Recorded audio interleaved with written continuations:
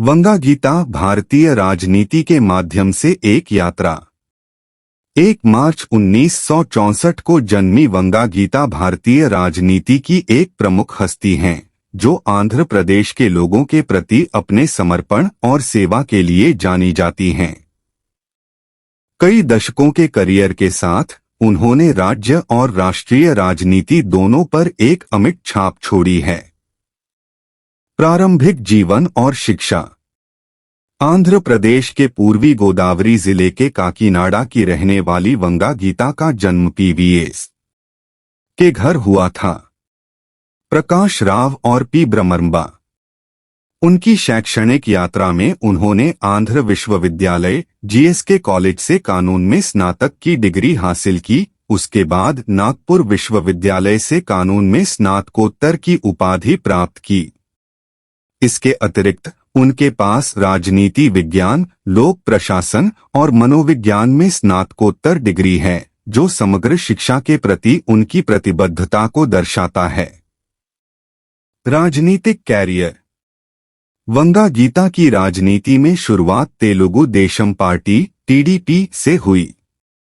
1989 से 1993 तक अपने कार्यकाल के दौरान उन्होंने कई जिलों में महिला एवं बाल कल्याण के क्षेत्रीय अध्यक्ष के रूप में कार्य किया, जिससे सामाजिक कल्याण कार्यों के प्रति उनकी प्रारंभिक प्रतिबद्धता प्रदर्शित हुई। इन वर्षों में उन्होंने विभिन्न राजनीतिक संबद्धताओं के माध्यम से परिवर्तन किया, जिसमें प्रजा राज्यम पार्टी पीआरपी के साथ एक कार्यकाल भी शामिल था, जहां उन्होंने 2009 से 2014 तक आंध्र प्रदेश विधानसभा के सदस्य के रूप में पिथापुरम निर्वाचन क्षेत्र का प्रतिनिधित्व किया। विशेष रूप से उनकी रुचि विधायी कर्तव्यों से परे थी, क्योंकि उन्होंने विश्वगीतिका फाउंडेशन के माध्यम से सामाजिक सेवा कार्यक्रमों में सक्रिय रूप से भाग लिया और छात्राओं के लिए छात्रावास सुविधाओं के प्रावधान की वकालत की।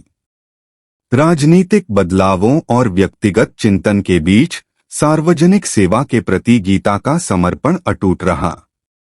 2014 में आंध्र प्रदेश के विभाजन के बाद सक्रिय राजनीति से अस्थायी रूप से हटने के बावजूद उन्होंने अपने सामुदायिक जुड़ाव को जारी रखा और उन लोगों के साथ अपने आंतरिक संबंध पर जोर दिया, जिनका वह प्रतिनिधित्व करती हैं। राजनीति में वापसी। मार्च 2019 में वंगा गीता वाईएसआर कांग्रेस पार्टी में शामिल होकर राजनीतिक परिदृश्य में फिर से उभरी। राजनीतिक क्षेत्र में लौटने का उनका निर्णय उनके मतदाताओं और राज्य के सामने बड़े पैमाने पर मौजूद गंभीर मुद्दों को संबोधित करने की एक नई प्रतिबद्धता से प्रेरित था।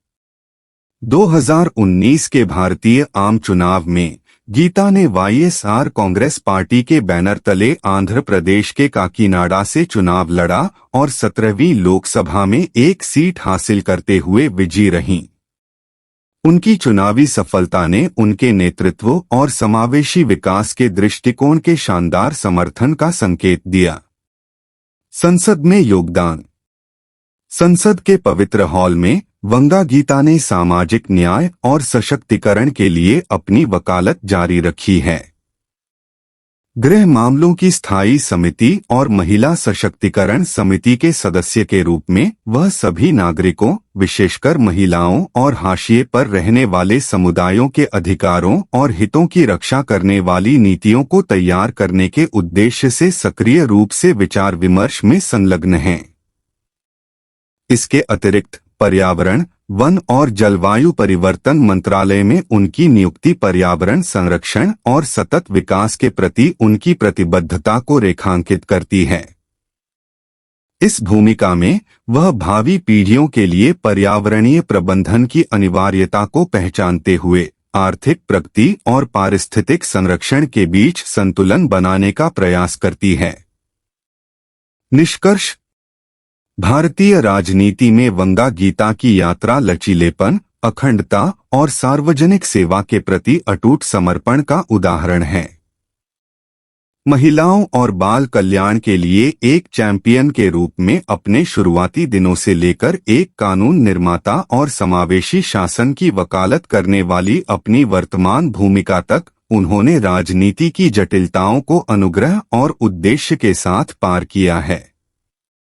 चूंकि वह राष्ट्रीय मंच पर काकीनाडा और आंध्र प्रदेश के लोगों की आकांक्षाओं का प्रतिनिधित्व करना जारी रखती है, वंगा गीता महत्वाकांक्षी नेताओं और नागरिकों के लिए आशा और प्रेरणा की किरण बनी हुई है। उनकी कहानी आने वाली पीढ़ियों के लिए एक उज्जवल भविष्य को आकार देने में दृढ़ता और प्रतिबद्धता की परिवर्तनकारी शक्ति के प्रमाण के रूप में कार्य करती है।